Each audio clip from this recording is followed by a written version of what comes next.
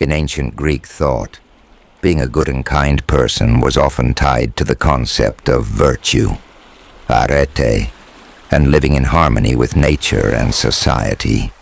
Philosophers like Socrates, Plato, and Aristotle explored what it means to live a good life and act with kindness. Socrates believed that wisdom leads to goodness. For him, understanding yourself and questioning your motives were keys to becoming a better person.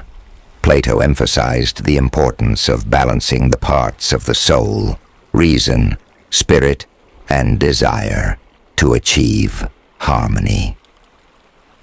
Kindness, for Plato, came from acting in accordance with reason and justice. Aristotle expanded on this by teaching that developing virtues like courage, temperance, and generosity was central to becoming both good and kind. He stressed the idea of the golden mean, acting in balance without excess or deficiency. For the Stoics, kindness came from recognizing our shared humanity and focusing on what we can control, mainly our actions and attitudes. They believed that a good person should live in accordance with nature, practice self-control, and extend goodwill to all, regardless of the situation. In addition to the virtues already discussed, the ancient Greeks placed great importance on eudaimonia, often translated as flourishing or the good life. This wasn't just about personal happiness, but about living a life that fulfills one's potential and contributes to the well-being of others. To the Greeks, being kind wasn't merely about isolated acts of generosity, but about embodying a consistent way of life that fostered goodness in every interaction. Aristotle, in particular, believed that living virtuously was a lifelong practice. Being good and kind wasn't innate, but developed through habit. By repeatedly practicing virtues like kindness, patience, and fairness, one could develop a stable and reliable character that naturally inclined toward good deeds. He also emphasized philia, the bonds of friendship and mutual respect, as a cornerstone of kindness, where the good person treats others as ends in themselves rather than as means to an end. The Stoics took this a step further by teaching that everyone is part of a larger community, often described as a cosmic city. They saw kindness as an obligation that extends to all humanity, not just friends or family. The Stoic idea of the logos, a universal reason that connects all people, meant that kindness and goodness were expressions of recognizing the divine reason in everyone.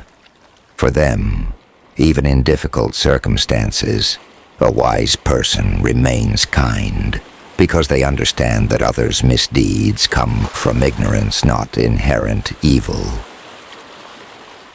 Furthermore, Greek thought placed great emphasis on self-mastery, sophrosini. A kind person wasn't ruled by passions like anger, greed, or fear. Instead, they cultivated an inner peace and clarity, allowing them to respond thoughtfully rather than react impulsively. This is where philosophy and kindness intersected. True kindness required not just outward acts, but an inner disposition formed by wisdom, virtue, and understanding. In essence, to be good and kind in the ancient Greek view was about aligning one's actions with virtue, seeing the common humanity in others, practicing kindness consistently, and living a life guided by reason and compassion.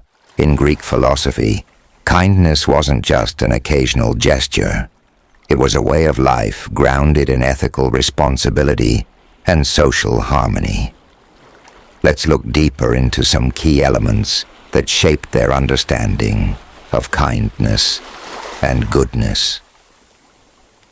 Plato and the soul's harmony. Plato's concept of the soul's tripartite division, reason, spirit, and appetite, was central to understanding virtue, including kindness.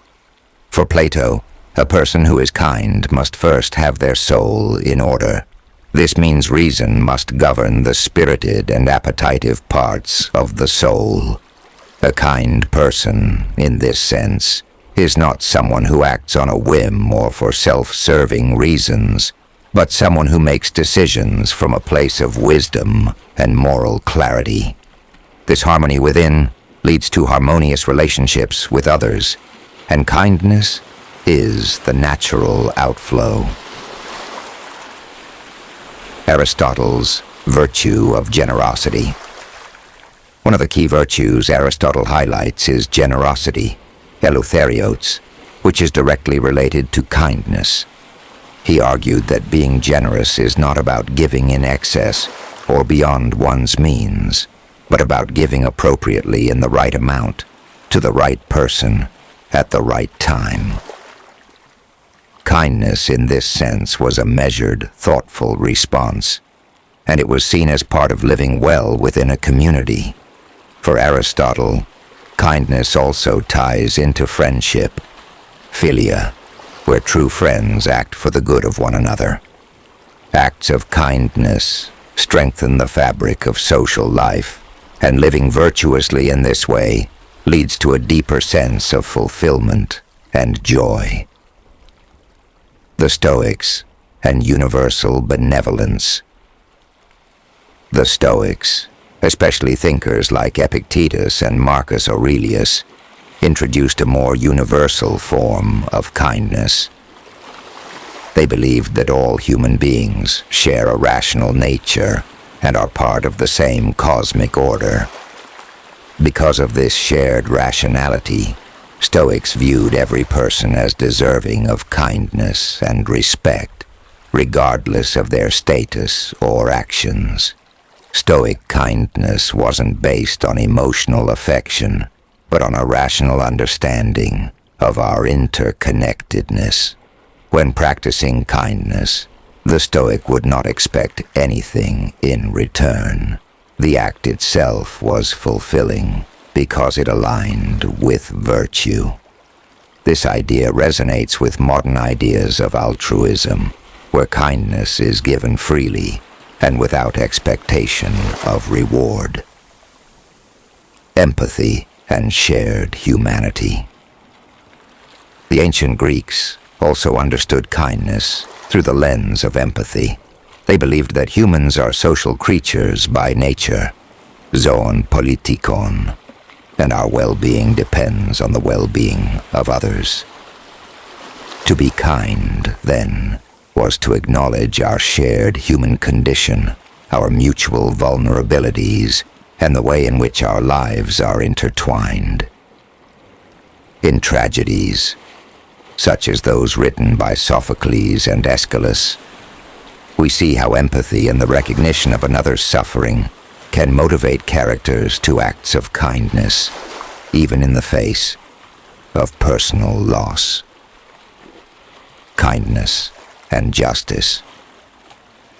Justice, dikaiosine, in Greek thought, was not just about fairness, but also about the proper ordering of relationships. Plato, in the Republic, emphasized that justice was about giving each person their due, and this included acts of kindness.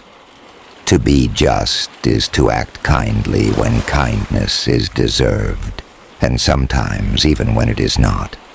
A truly just person would extend kindness even to those who might not immediately seem deserving, out of a deeper understanding of justice as not only legal fairness, but moral righteousness. Kindness as a civic duty. For the ancient Greeks, the idea of citizenship and participation in the polis city-state, was tied to virtue. A good citizen was one who contributed to the flourishing of the community. Acts of kindness, whether in public service, hospitality to strangers, or generosity, were seen as duties of a responsible citizen. The Greeks believed that by acting kindly, individuals could help maintain social harmony and strengthen the bonds within the community. Kindness, in this sense, wasn't just a personal virtue, but a civic responsibility.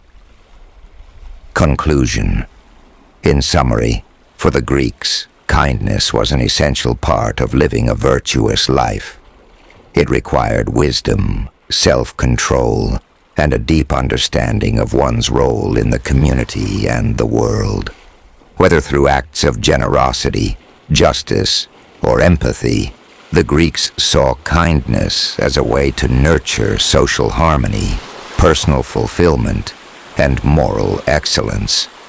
In their view, kindness was not a passive trait, but an active practice, something cultivated, sustained, and shared as a fundamental part of human life.